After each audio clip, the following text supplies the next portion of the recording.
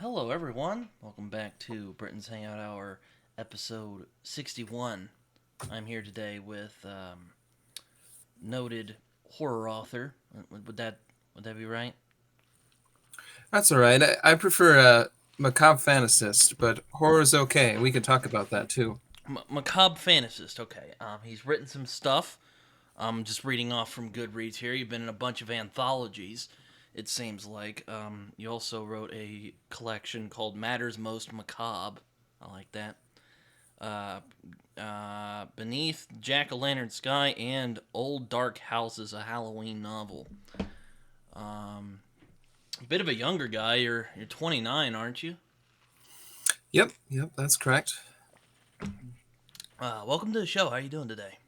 Oh, thank you. I'm doing quite well. Today is my day off, and so I got to write in the morning, and I finished a new story, and then I went for a walk. I'm one of those. I'm not very good at multitasking, but I'm one of those people who can walk and read at the same time without bumping into too many trees. So I went on a walk today and reading this book called A is for Alien by Caitlin Kiernan. It really is quite good so far. So yeah, I'm doing quite well. How are you, Britton? I'm doing good. I'm doing good. I haven't actually had a lot of horror authors on here. Well, I had my friend Curtis on here, but that was about 50 something episodes ago. I hope to get him on again at some point. I haven't Yeah. talked with him recently, Curtis but is a good man. I think I actually met you through Curtis. Oh, very good. Or probably, I don't know. I think you're one of the few people who followed me first. So Excellent. Yeah, a great writer and a very good human being. yeah, he's good people. I have a couple of his books over there. I've read I think I've read all of them that I own anyway, which is Blackheart Boys Choir, Devil's Night, and The Devoured. And all three are pretty good. So yeah, check them out. Anyone who might be watching this. I'll admit, I haven't had a lot of horror writers on here yet. Well, you say you're a macabre fantasist, so that might be interesting. Though there are some people I'm hoping to get on at some point in the future. I don't know when that's going to happen, but we'll see. So you called yourself as a macabre fantasist. Like, what does that mean? What does that mean to you? Yeah, I think when I first started writing, I called myself a horror writer, and indeed, I wrote horror stories.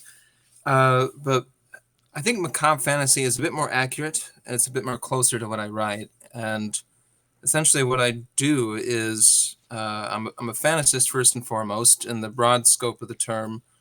For example, Ray Bradbury would be, I would consider him to be a fantasist. Then I Yeah, I was would about to say. consider him. I was looking at Mhm. your. I guess it's technically a novel. I mean, it says here on Goodreads it's 260 pages, so I'll call it a novel. Old Dark Houses. It looked kind of Bradburian to me, if that makes sense. Oh, absolutely. Yeah, I think Old Dark Houses is by far the most Bradburian thing I've written, other than a short story which came out in Beneath the Jack o' Lantern Sky called Night of the Child, which is actually dedicated to him. But So, yeah, do you write fantasy. And mostly short stories, or do you have a couple novels? Because I sometimes do write mostly short stories. Goodreads is bad at saying when the author isn't as well known.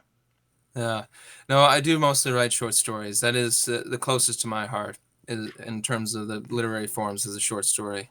Uh, but I do have, of course, Old Dark Houses is the debut novel, and been getting into novellas lately too.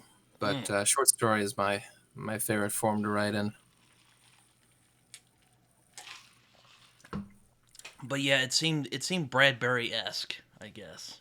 Um, Yeah, I fell in love with Bradbury in my early 20s, and he continues to be a very big influence. I would say that Bradbury and Edgar Allan Poe are my favorite writers, and they inspire me the most. In particular, I think the first Bradbury book that I read was Long After Midnight. I've never read Um, I, that one. oh, it's so good. There's 22 stories in that collection, if I remember correctly, And yeah, then I read what Something Wicked This Way Comes and The Martian Chronicles and some of the more well-known books. But Fahrenheit. just Fahrenheit 451, yes, yes. Yeah, My but my he's, my favorite is a tie between Something Wicked This Way Comes and Martian Chronicles. yes.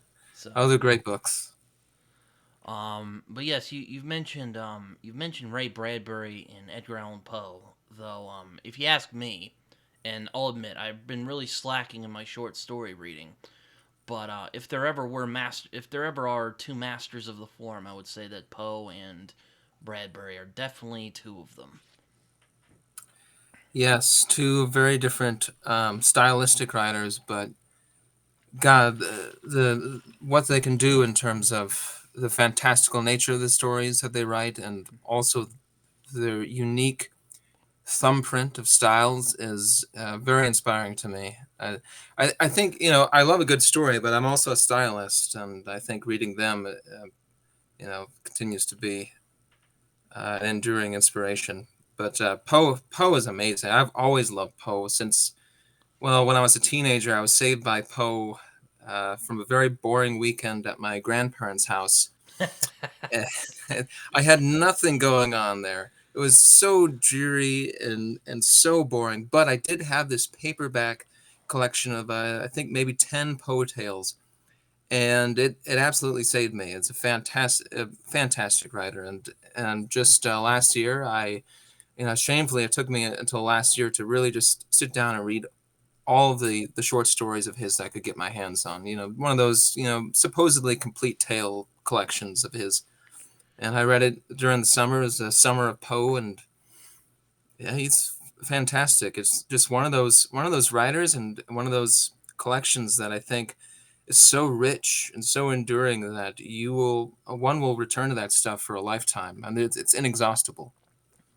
Yeah, I know. I agree. I actually just recently read What Moves the Dead by Ting Kingfisher, which is a uh, I guess retelling of the Fall of House of Usher, which is one of Poe's more weirder stories.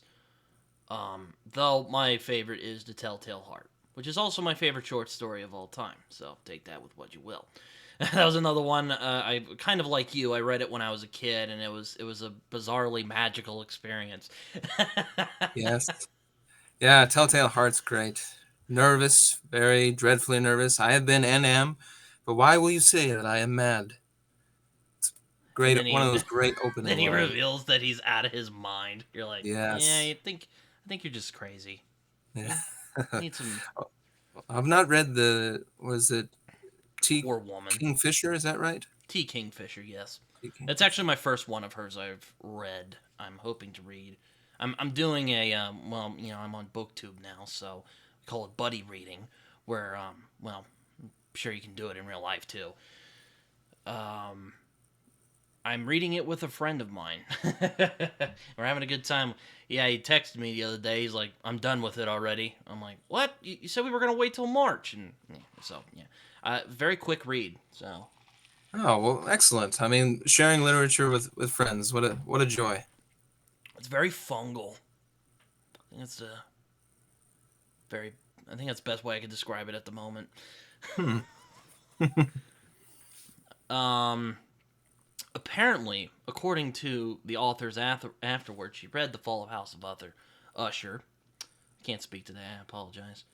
Uh, and she noticed how Poe was really into fungus. Apparently, I never noticed this because I don't know. I guess I didn't notice this, but I was like, oh, okay, it's interesting. So Interesting. she kind of plays with that a little bit.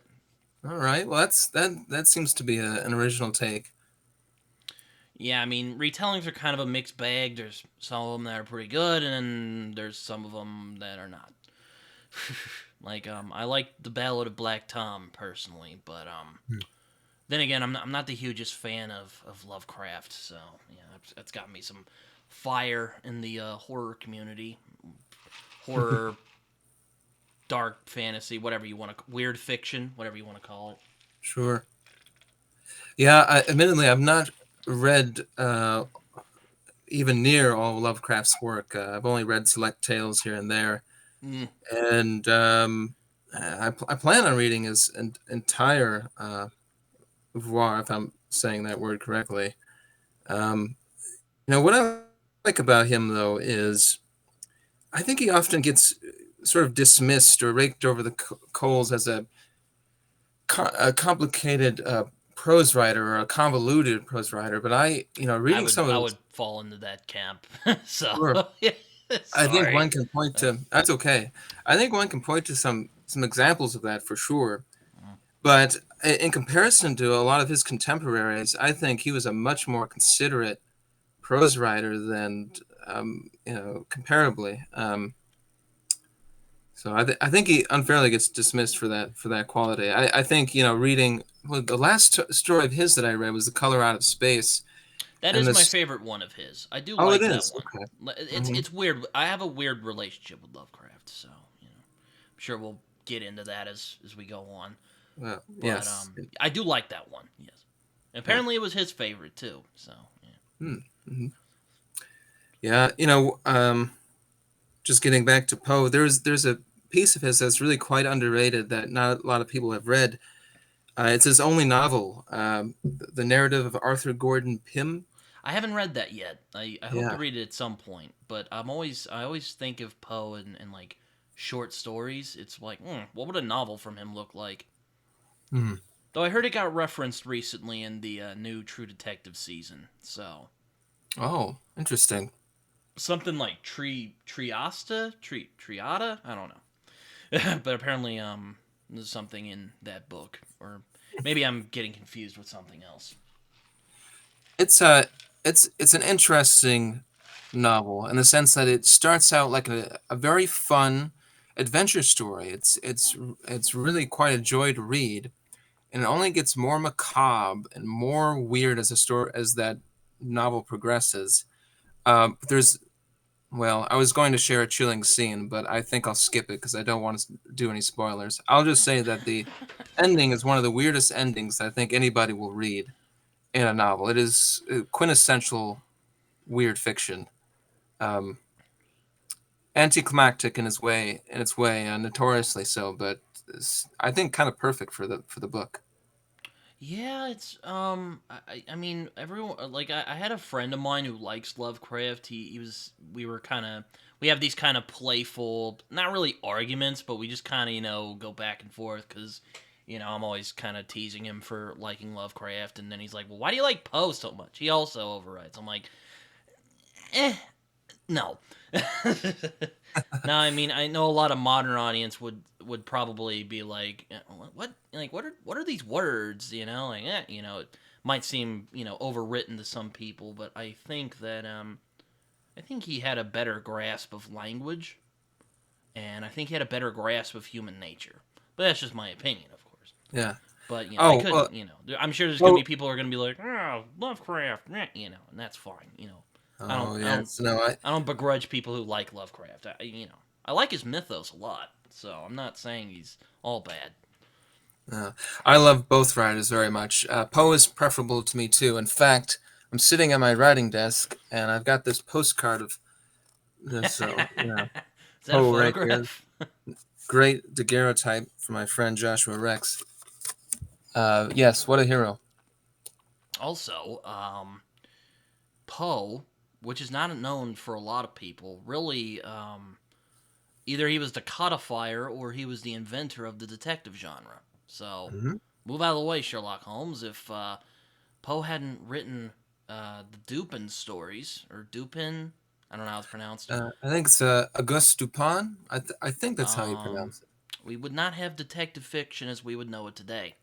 So, yeah, there you go. That's absolutely true. Hence the Edgar Award. If you're a mystery writer, the most prestigious award that you can get, seemingly, is the Edgar Award. Yes, I've only read the one where I think it's the ape that does it. Spoilers, by the way. Murders in the Rue Morgue. Good Yeah, story. very weird. Um, and but yeah, it's interesting. Poe's influence in the macabre, gothic, one might say horror genre, because his influence just looms over everything that has been done since then.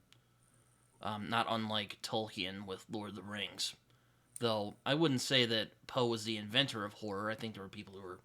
I'm sure there were people writing horror before Poe showed up. I mean, if you want to call Frankenstein horror, um, he definitely captured the feel.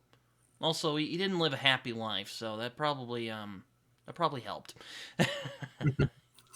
Yeah. Oh, well, certainly, macabre fiction goes back a very long way, into ancient times, and Poe was definitely the inheritor of the Gothic genre. Mm. Of course, he had, you know, Castle of Otranto and so forth, and Sheridan Le Fanu, and so on and so on. But he really breathed new life into the Gothic tale, I think, and yeah, absolute creative genius, no doubt about it, and a hell of a poet. I'll admit, I was gonna mention his poetry. It's kind of weird because I remember Emerson quite derisively described him as the Jingle Man, which I can see how they might come to that conclusion. Admittedly, I'm not much of a poetry guy. I mean, I like listening to it, but I have a harder time like reading it. Also, they made me study it in school. That wasn't always fun.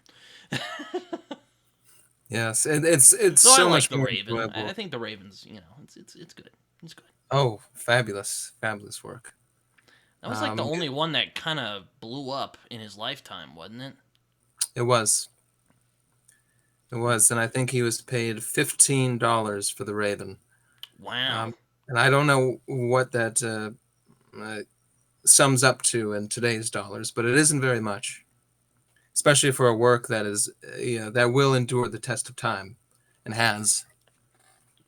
Yeah, I mean, for some reason, Poe, for me anyway, just captures this spooky, macabre, like just darkness that I can't.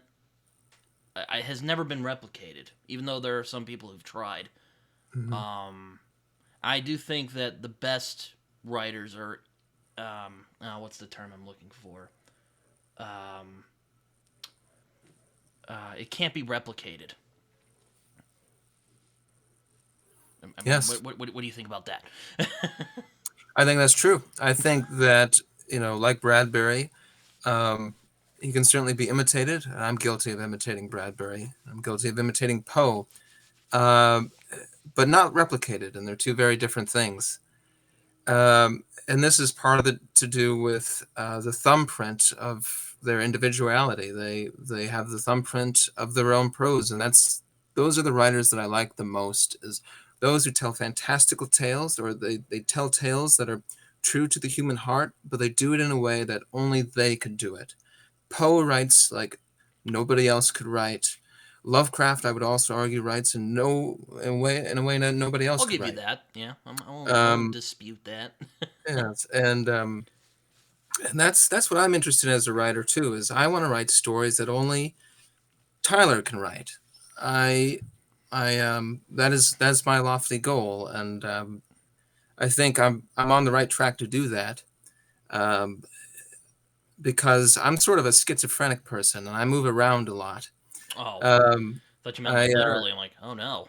no, not quite literally, but very creatively.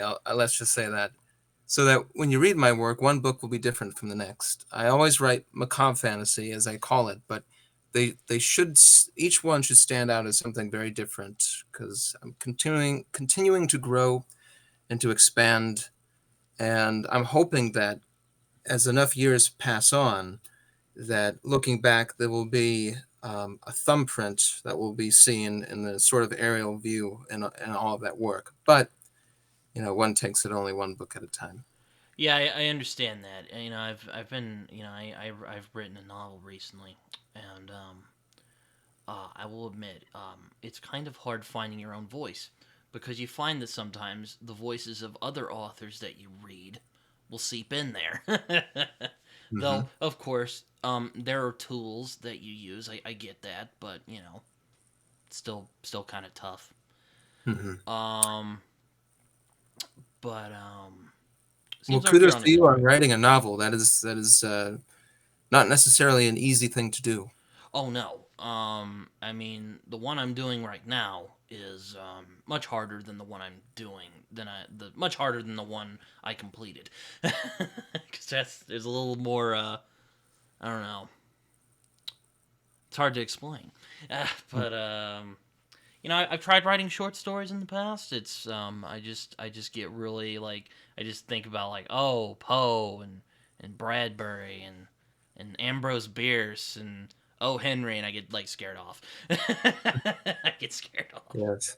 Yeah, well, I mean, that's a good thing to keep in mind is that, we writers have to be humble because we're playing in a very big sandbox and the masters have built the castles.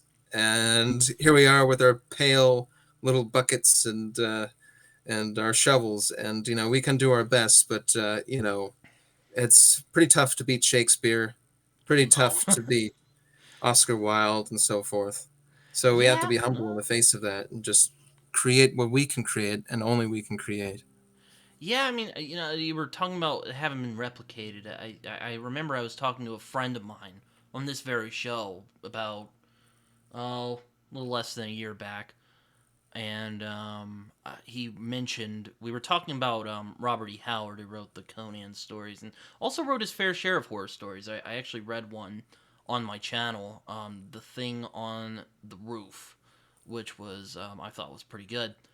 Um, and I was kind of talking about how I don't think Howard is one of those writers that can't be replicated, even though people have tried, certainly tried.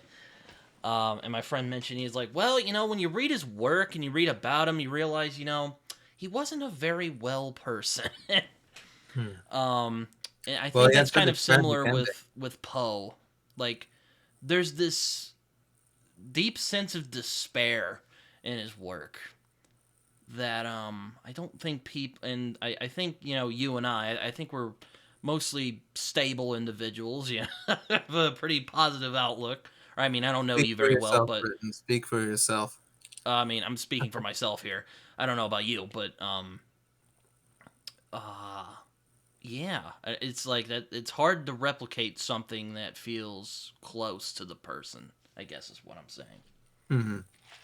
Yeah, well, Howard is impressive. I've not read a great deal of his work, but funny that you should bring him up. I have recently finished a couple of his Conan tales. I've not read any of his horror work, but I'd be very much interested to do that. But I read this paperback, which is just absolutely crumbling. I think I put it over here just to show you. I picked up this Conan, the People of the Black Circle, and if you, as you can see, the spine is absolutely coming apart. But Oh yeah, there's that's sort of a strange joy sometimes in picking up a paperback like that. But well, let's see. This one had the People of the Black Circle, and also started out with a story called The Devil and Iron, which I thought was really quite I fun. don't think I've read those yet. Yeah, The Devil and Iron I recommend. I The thought that was weird thing about Howard is that his work has been tampered with over the years, and that I've learned anyway. I picked up the Del Rey books that they did of the Conan, which is basically this is Howard's work, untouched.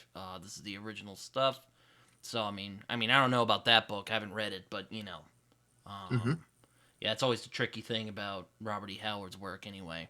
But yeah, I've only read like his sword and sorcery stuff and Solomon Kane, which I like a lot. It's very atmospheric, I think. Yeah.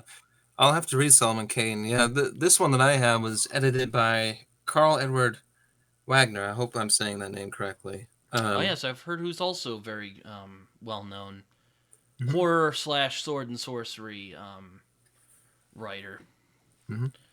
Yeah, and he, in his introduction, he says that he's presenting the tales as they originally were published in the Weird Tales magazine, which All I think right. is I mean, I don't. I mean, if it's Len Carter or DeCamp, I probably would be more wary. But sure. I mean, I don't know how Wagner did it. So I mean, if Yeah. someone's more experienced in like my friend Raph, who I was mentioning earlier. Raph, do you think Carl Edward Wagner's a good editor, let me know in the comments. Dad will watch this. Um, but yeah, he's good. Yeah, such a dreadful thing when posthumously an author's works are tampered with. I know the same happened to Emily Dickinson too, when after she died, And Lovecraft. and Lovecraft. I'm sure. Yeah. Though, luckily people like S.T. Joshi showed up and was like, polished it off and was like, here you go, here's what it looks like. This is how it's meant to be read. Yeah. Um, Oh, Joshi's. Speaking of impressive people, a very impressive man. A very interesting. Interesting man. I do like I mentioned my interesting relationship with Love. I think he gives Lovecraft too much credit, but definitely very skilled scholar, very alliterative. But I digress. But I think he's good at what he does anyway. Absolutely. I mean, and the gentleman does a lot. I mean, both for Lovecraft scholarship and also just yeah, as a general academic, he's done some work on. I think right now he's working on a huge book about the history of atheism. So Yes. yeah, yeah, and he has written novels, a couple of his own, I think. Yeah, I've seen he's done stuff about like prejudice, and he did like a biography of Lovecraft. He's edited for Penguin. Um, well, I will say, if when I do read um, weird stories from that era, if it's edited by S.T. Joshi, I know I'm in good hands. Yeah, absolutely. Yeah, I just bring up ST. I got my contributor copy of the latest issue of Speculative Realms, which he's the editor of the. It's a really fine poetry magazine that he puts out through Hippocampus Press, and Mm. I had a poem in it called "In Lakewood Cemetery," and quite proud to be in that publication. I've never met the man. I've just exchanged emails, but I was about to say yeah, I have also exchanged emails with him a couple times, but he was always nice to me in our conversations. yes, yeah, very generous man. I know he and my friend Curtis are. He actually wrote the foreword for Blackheart Boys Choir, Mhm. which is a fantastic book. Um, I've thought about getting him on my channel. We could talk about one of his books. We just haven't been able to because he's been busy and also going through stuff recently. Mhm. Um, but yeah, but you've written stuff. I see you're in a lot of anthologies, so I mean you've been busy. Yeah, yeah, I've written a fair amount. Essentially, I've been writing all my life, but I've really started writing seriously with a professional mindset um, since 2019, and I've started publishing stuff, just self-publishing stuff in 2020. I came Hmm. out, with Daydreams of the Damned. Was my debut collection, and there's some real clunkers in that collection, but there's some good stuff there too. And then Matters Most Macabre came out in 2021, which probably has gained me more readership than any of the other books that I've done. And then, yeah, then Beneath the Jack-o'-lantern Sky, Old Dark Houses, and I'm working on a book right now called The Wikis and Other Macabre Tales. And I'm really excited for this book because The it's wikis. the Is there a wikis. lighthouse story in there? That's right. That's right. Yes. A lot of people are absolutely confused as to what that is. They don't know that the wiki is a 19th century I slang watched term the for lighthouse keeper. I watched the lighthouse, so I know a little bit. Yes. I don't Oh know how yeah, many great movies you film. watch, yeah, but I know that. Yeah. There's also apparently a I think an adaptation of a Poe story, or a very loose one anyway. Yep. Yep. I Um, think it was. That's right. I think it was Poe's final and unfinished story. I think it might have just been called The Lighthouse. I can't quite remember. so yeah, he wrote a lot, and sadly passed away at the age of 40 for unknown reasons. Um, well, he also lived very hard, so I imagine that didn't help matters. But Mhm. I mean, again, I don't know how familiar you are with. Um, I mean, I know you're a big fan, but I don't know how familiar you are with Poe's life. Mm. A little bit. I'm a little familiar. I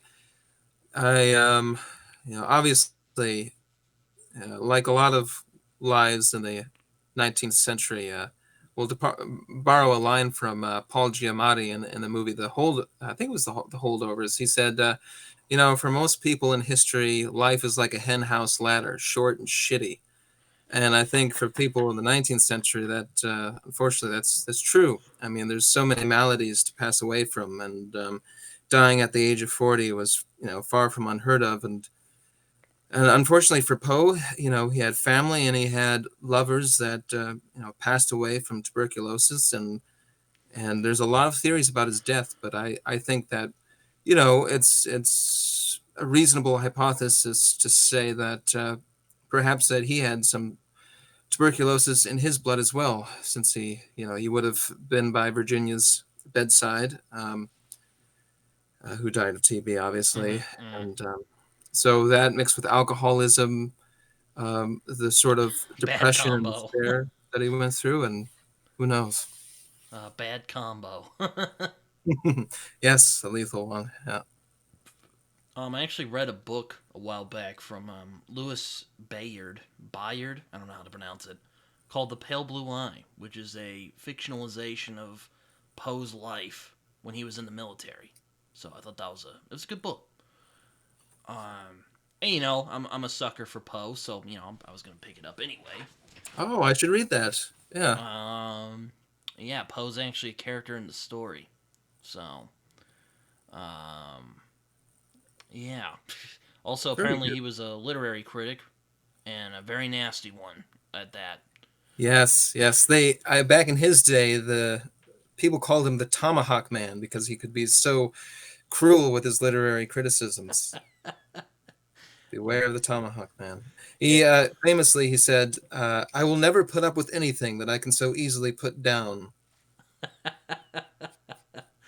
like there was some. I think he didn't he hate on Moby Dick or something. Or wait, no, I think that was after his time. It was after his time, but he did hate on Longfellow a great deal. He also I think he liked or well, when was Hawthorne around? Oh, he loved Hawthorne. Yep. I think he even wrote the introduction of the afterword, if I'm not mistaken, of maybe it was Twice Told Tales. I can't remember one of Hawthorne's books, so he was quite taken with Hawthorne. I don't know. I'm not really familiar with that part. I just know he was a critic. He's not a very nice one. They called him the Tomahawk Man, like you Yeah. mentioned.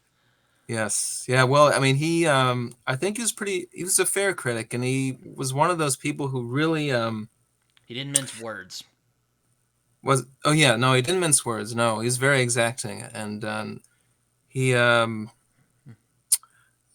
gosh, what was I going to say? Um, he didn't like puffery, is what he didn't like, which is essentially when one author just puffs up another author for some sort of favor. You review my book favorably, and I'll say some nice things about your book. And Poe detested that completely. And if he thought that a work was lacking in literary merit, he would tear it apart. But if he thought it was fantastic, like Hawthorne, he would praise it, or Dickens. Oh, he liked Dickens. That's I that's think he fun. liked Dickens, and I think they actually met. Oh, that's interesting. Yeah, Dickens is another one I read when I was a kid, and I still need to read more of his work. But the stuff I do read, I appreciate a lot. A lot of Mhm. people are like, Me he overwrites, and I'm like, nah, too bad. Yeah. Well, I mean, I think, a lot of 19th century writers, obviously, it's a different style that they're writing in, and it's perhaps a bit more of a verbose style. And I think that people who are in love with words, as equally as much as the stories, tend to love Dickens and Poe. Well, you mentioned earlier that you sort of have an interest in you hinted earlier that you have an interest in prose styling. Um, so I wanted to talk about that because prose is something I It's one of those weird things that, like, I notice more that I'm a writer now. Or well, I've been a writer for a while, but it's something I've paid more attention to as I've written more seriously over time. It's a weird one of those. It's one of those weird things where, like, it's not something a lot of people think about, but when they know it's bad, like, you can just tell in your head or something. It's I don't know. I don't know what that is. But like, what do you think good prose is for, like, in your opinion? Hmm, that's a very good question. I think prose, good prose, and I should just say perhaps a good story should do two things to make it extraordinary. Um, First, it's got to be used in such a way as to tell a compelling story. And the second thing that it should do, that's the entertainment part, right? We want to be entertained by prose. We don't want to be bored to sleep, you know. And the second part is it has to leave you with the feeling that you've been enriched, that your life has been added to in some way, that you have considered a viewpoint you've not considered before.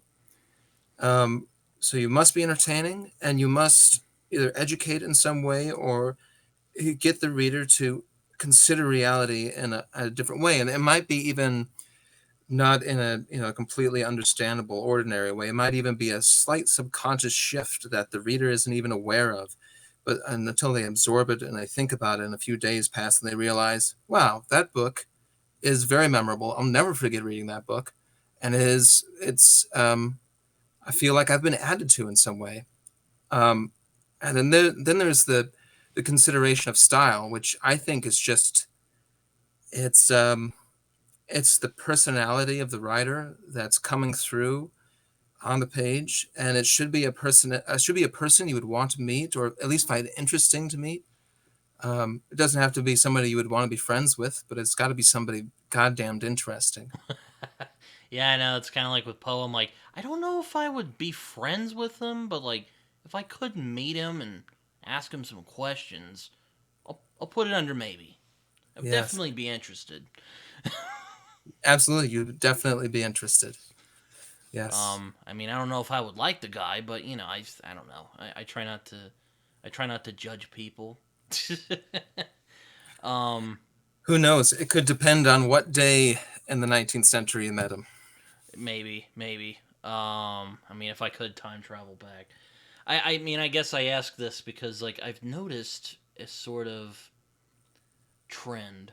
And I've no now. I'll admit my prose is a bit more to the point because, well, I studied to be a journalist, and one of the things they beat in your head when you're a journalist is you have to be very clear and succinct. So my style is, at the moment anyway, it could change in the future because authors can do that.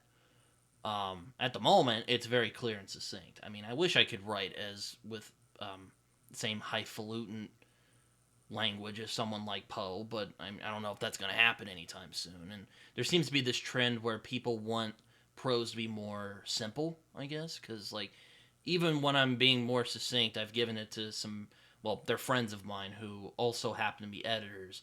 They always tell me to be more succinct. So it kind of makes me think that, like, I don't know. I don't know if you're, well, I mean, I haven't been published or anything yet, self pub or trad pub or anything. Um, but there seems to be this trend that people are wanting more simple prose, I guess. Hmm. I don't know. I don't know. Yeah. It's really No, interesting how that works. I see exactly where you're coming from, and it sort of it depresses me. I think there's a difference between being a writer that commits to prose that is very clear and succinct. We want to be It's very like clear and everyone wants to succinct. be like Hemingway nowadays or something like that. Like, they Yeah, want there's to a make sort of their a minimalism that almost like it should read like a film on the page, and I think there's a difference between I would say that Poe's prose is very clear and very exacting. He was we might say he's verbose, but well, he I was mean, very it just exacting in everything 18th he wrote. century styling. So I mean, it might be verbose nowadays. Back then, maybe not. I don't know. Right. And I think this idea of writing in a completely stripped down, completely it's just not playing to the strength of the medium of writing. I mean, one might as well make a goddamn movie or something. I I think we've got to not be so afraid of using an extra adjective here and there. And it doesn't even have to be extra. You know, it should be exacting. It should be a very decided word. Each word should be measured and considered. But Oh this man. idea of like mercilessly cutting is a mantra that I think prevents certain writers from fully emerging into their own.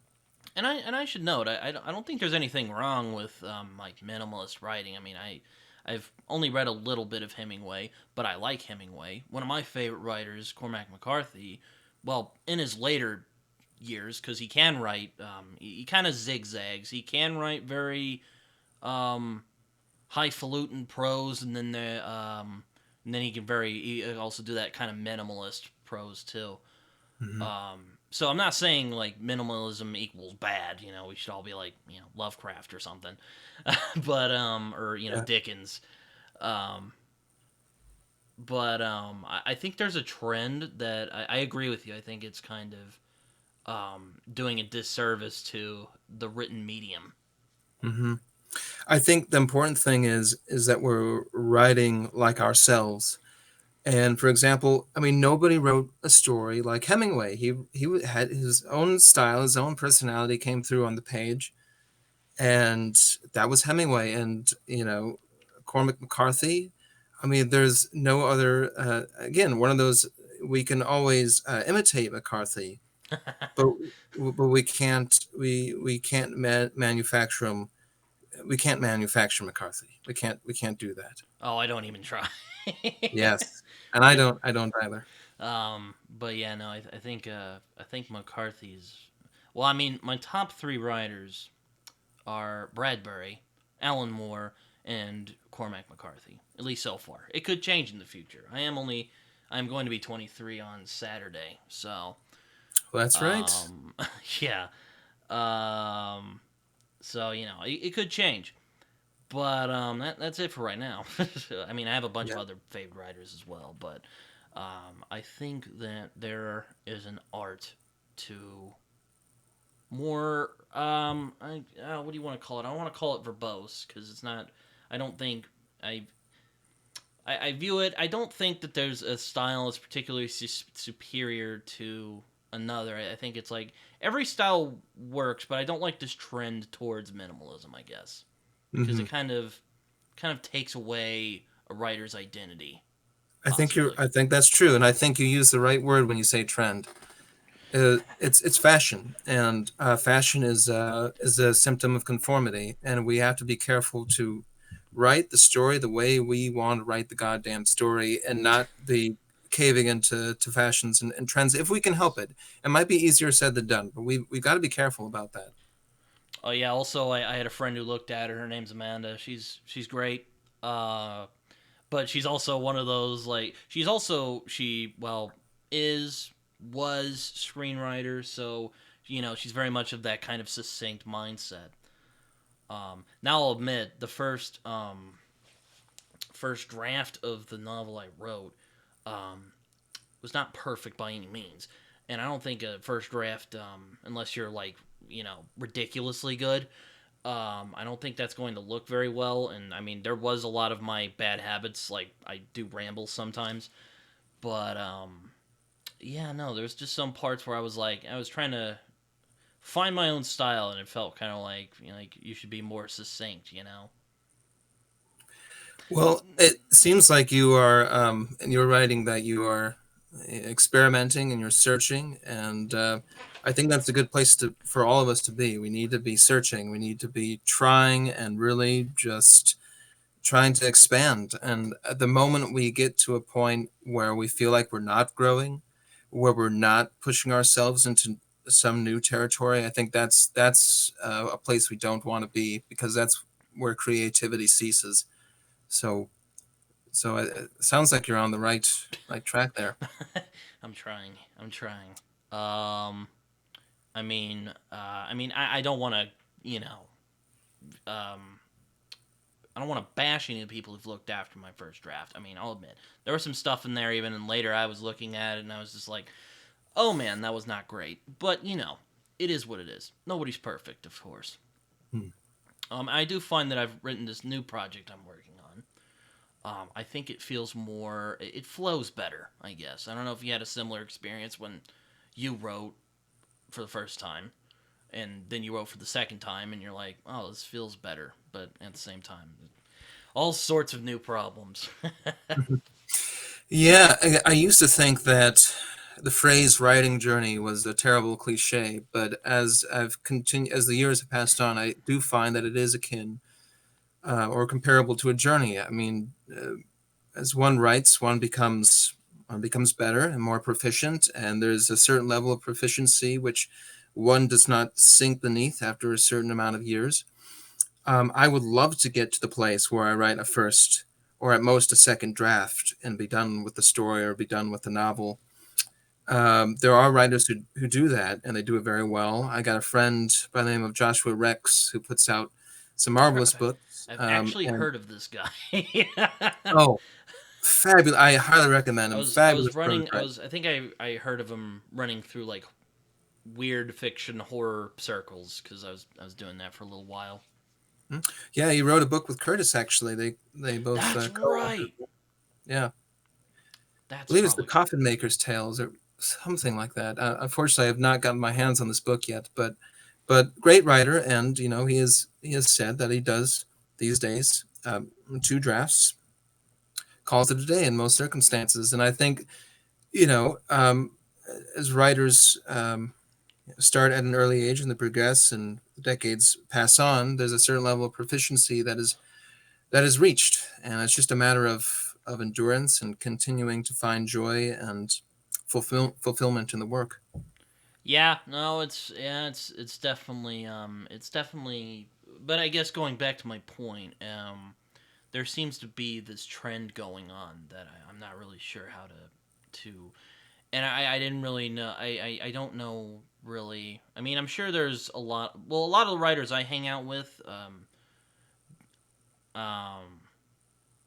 well, the prose isn't as I guess the focus. Though there are some that are. I actually did a video with a good friend of mine about prose and what we think of it. I've thought about continuing that because that's kind of a it's become an interest for me because there's some books I've read where its language just completely knocked me over, figuratively speaking. Um, and I don't see a lot of that. Well, not as much anyway in our modern time. And I don't want to sound like an old man yelling at the clouds or anything. There is great fiction now, but that's certainly concerning to me. Yeah, it sometimes one doesn't even need to read the book, but just glance at the page to know that there's a certain fashion being followed. For example, the paragraph structure will be, pretty much a line or two at most, all the way down the page. So that's almost like scanning than reading. Hmm. And there's no, I do stacked lines as well, where I'll have a paragraph actually, like a traditional paragraph with description and so forth, and then I will follow it up with these short little punchy things, and it seems to serve as a pretty good juxtaposition. And this is just something that I do naturally, and I haven't quite seen anybody do it quite this way, but I'm sure other people have found this rhythm. There's a certain rhythm in of the prose that I've been writing lately. I think you can read it in Old Dark Houses and maybe Beneath the Jack Lantern Sky, but it's strange. I'm not even thinking about doing it, but I'll write a couple paragraphs, then one, two, three, four quick little lines, and there's usually a poetic sensibility or it's kind of a shot kind of feeling. Um, but prose is interesting, and I think, like you mentioned, subject to change based upon what we are exploring within ourselves and how we express ourselves. Yeah, I'm always arguing with people about Dickens because I like Dickens, and a lot of my friends are like, ah, he's too wordy, um, or well, there's probably other writers I've done this with. I mean, I don't know. Who are some other writers you enjoy? I mean, you've mentioned Bradbury and Poe. Hmm. So many. I have only read one piece by Henry Melville, but speaking of 19th century works, I think Moby Dick's amazing. I read that for my first time a year ago or 2 years ago, and it's just one of those inexhaustible works that I think I'll probably be returning to for the rest of my life. I also like Oscar Wilde. A Picture of Dorian Gray is fantastic, and a beautiful prose writer. Oh, let's see what else. Harlan Ellison. He's probably most well known for um, "I Have No Mouth and I Must Scream." I He, know him from A Boy and His Dog. It's also my oh, favorite one from sure. him. Yeah, I remember that being an excellent story too. But I like him because he is, like Bradbury, a true fantasist. He is often pinned as being a science fiction writer, but he raged against, well, I wouldn't say he raged, he disagreed with that uh, vehemently throughout his life. And he was a fantasist like Bradbury is a fantasist. Oh, I was about to say I wouldn't disagree too hard. He did rage a lot. So, Yes. um, are there modern authors you think are like, this is good? Yes. Oh, absolutely. I think, like I mentioned, reading Caitlin R. Kiernan's A is for Alien, and she Oh came out yeah. with a book called Bradbury Weather, actually, most recently, and I think they're excellent. Curtis M. Lawson, like we've mentioned, Mm. hell of a writer. He wrote a book called The Envious Nothing, which I think is my favorite so far. I'll have to. I still need to check that out. Hmm. I feel like a Quite. bad friend. I haven't caught up with his work, but it is on Uh, my list though. I've heard a lot of people like that one. Saw hmm. even Laird Barron blurbed it. I'm like, wow, you made it in the big times now. Yeah. And like I mentioned, my friend Joshua Rex, he's got a book called The Descent and Other Strange Stories, which is a marvelous collection. I see. Yeah. Yeah. How about you? Who are some of the modern authors that you enjoy reading? Oh, well, there's a couple. I enjoy. One of my things is I try to read as widely as possible because Stephen King once said, and it's been echoed by other writers too, but he's most famous for saying it. I mean, I don't know what your thoughts on King are, um, but he said, read often and read widely, and read, you know, and write widely too, but read widely is his kind of point. Um, so I think there's really fantastic writers out there. I mean, I mentioned King. I like him a lot. I haven't read any of his recent work, but there was a few years ago I went on a huge King. Just I went nuts and just started reading a lot of his work, and he's very good when he's on form. He's fantastic. Favorite concurrent writers, I quite enjoy China Mieville a lot. Neil Gaiman, I love Neil Gaiman. I think he's probably one of the best fantasists who's still alive today. I agree. He's fantastic. Um, Alan Moore, though I haven't read any of his recent work. I do have Jerusalem over here, but I'm too intimidated to pick it up. Um, Dennis Lehane, or Lehane, if my friend Carlos watches this, he's Irish. Fantastic noir writer. I mean, I'd also say he's a great writer in general. Um, there's others that I could mention, but I can't think of them at the moment. Mhm. So yeah, That's a good list. I think I do like most Curtis as people. well. Most of the books I've read from him, I enjoy a lot. So Mhm. Mhm. Yeah, I think when people ask me that question, usually my brain just spaces out completely, and I can't remember them. But that's a good list. uh, let me. Who else? And King, I'll say, has had a formidable influence on me too. I read him starting when I was a teenager, and he's got some fabulous novels. Oh yeah. I've read Laird Barron's noir. Well, it's a trilogy right now, but I'm sure he's going to put out more. His Isaiah Coleridge books, which I thought are good, but uh, yeah, there's some interesting.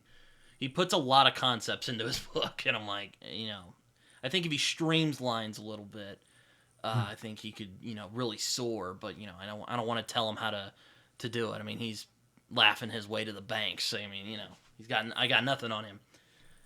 Um, but Jeff Vandermeer, actually, my friend yesterday gave me this for my birthday. I think his Southern Reach books are fantastic. Um, and I think he's also tested the boundaries of what weird fiction could be. Because I feel like, we were talking about S.T. Joshi earlier. I think a lot of people tend to think weird fiction equals horror. Or they tend to think like it's just another funny term for supernatural horror. And I don't think so. I think there's a lot of interpretations you could go with that. Weird fiction is a funny one. The phrase is a bit nebulous, and one can't even really pin it down. And I think to call it simply horror is a disservice. And it's the same way that I think about macabre fantasy. Um, what when I first started writing, and I said that I was a horror writer, and people asked me what I wrote, and I told them that I wrote horror.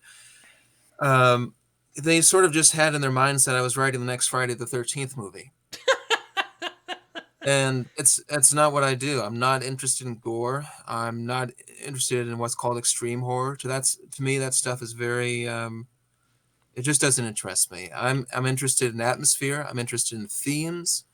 I'm interested in Yeah, I mean, I think a lot of people. It's funny you mentioned that. I also read Stephen Graham Jones's "The Only Good Indians," which I thought the ending was kind of weird, but I thought that the book itself was really good.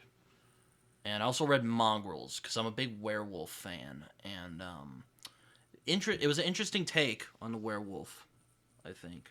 But Mhm. sorry, I didn't mean to interrupt you. Oh, not at Continue on all. your thought you were saying. Oh, not at all. No, I think that it's interesting to note that some of my favorite actors who, well, for example, Boris Karloff or Mm. Christopher Lee, they did not regard what they did as horror films. They considered them to be macabre films or fantasy films, or even morality tales. I think Christopher Lee had mentioned at some point, and I think it's just more accurate to the sort of movies that they played in, and so it's quite interesting. I think, one of my favorite actors is Gary Oldman. And that guy's insane. I mean, his ranges anyway. I don't know the guy, uh, obviously. Um, but speaking of Dracula, I think his Dracula film is underrated, despite a rather lackluster performance from Keanu Reeves, kind of dragging it down a little bit. Aside from that, I had a good time. Oh, I thought his rendition or performance of Dracula was quite good, quite memorable. Oh no, that was one of the best parts of the movie. Oh gosh, can't have a movie without you couldn't have that movie without Gary Oldman. Fantastic. One of Francis Ford Coppola's last really good movies. Um, he found the spark after his '70s run, and he's like, "Oh, we'll make this." And it's though he is putting out a new film this year apparently, so we'll see how that Oh, goes. interesting. But that's interesting you bring up about the weird because which it's been nice going back to Jeff Vandermeer, him and his wife Anne. I mean, I don't know them, but they've been kind of going out of their way to really show that such so-called weird fiction isn't quite just a funny term for horror. It could also be science fiction, fantasy, a mixture of all of those things. I mean, I think Philip K. Dick is as much a weird writer as I don't know if he's in the same league as Lovecraft, but I think they're both in the same wheelhouse, if not doing it differently, of Hmm. course. Yeah, I it brings to mind another author who I've been reading lately is Brian Evanson. I've been meaning to try him. Yes, I think in terms of the weird, he is one of the masters of modern day. I read a book of his called "The Glassy Burning Floor of Hell," and he's got some stories in there that are absolutely science fiction, but most of them are just dark fantasies, and they're absolutely fascinating. And again, it's one of those examples of a stylist who is producing works that are completely his own. Oh yeah, I should also mention Scott Lynch as another. I mean, I read a lot of like I guess you could call it mainstream fantasy, though. Uh, Lynch is more like caper stuff. Like think of like something Dumas wrote. It's kind of like that what he writes. Oh, hmm, interesting. Um, I read The Count of Monte Cristo when I was in middle school, or not, no, high school. Um, for a class. I don't have fond memories of doing it for the class, but I thought the book was solid. Mhm. Yeah. Well, Britton, I hate to say this, but I do have to leave somewhat soon. Oh, Um, um, so I probably should have put that parameter in there earlier. Apologies about um, well, this has been fun. that. That's been fun. I've very much enjoyed our conversation. We should do this again at some point. I would love to. Is there any like last thoughts or lingering thoughts that you have before we get going?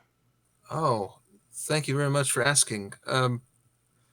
Well, I guess I can just say that if people are interested in reading my work, that it's available at Weird House Press, and you can also find it at Amazon and other places. I will say that I'm really excited about this book that I'm finalizing. In fact, I just talked to the editor of Weird House today, and we are just kind of running over some last details. But I think the wikis and other macabre tales will delight people a great deal. If you like sea stories, there's a lot of nautical, supernatural stories. There's oddly enough some apocalyptic stories and poems as well. So just wanted to throw that in there, and I did also want to. You mentioned modern day writers, and I almost forgot William P. Simmons is quite a good modern writer. He writes macabre stuff, and he's got a slim but really wonderful book called The Halloween Boy and Other October Horrors. And if you're fond of Halloween fiction, that's Simmons' book is a good way to go. Just wanted to throw that in there too. All right. Well, I won't keep you too much longer, but if you have any social media, I always do this before the end. If you have any social media, share them real quick, and then we'll get going.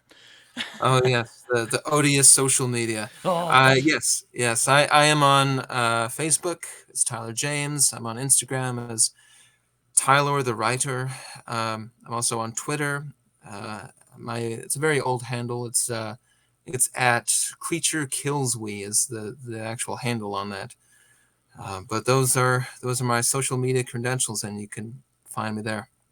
all right. Well, thank you, Tyler, for joining me today, and have a good rest of your evening. Now it's about 6, so Yes. take care, everyone, and hopefully you guys enjoyed this conversation. This was fun.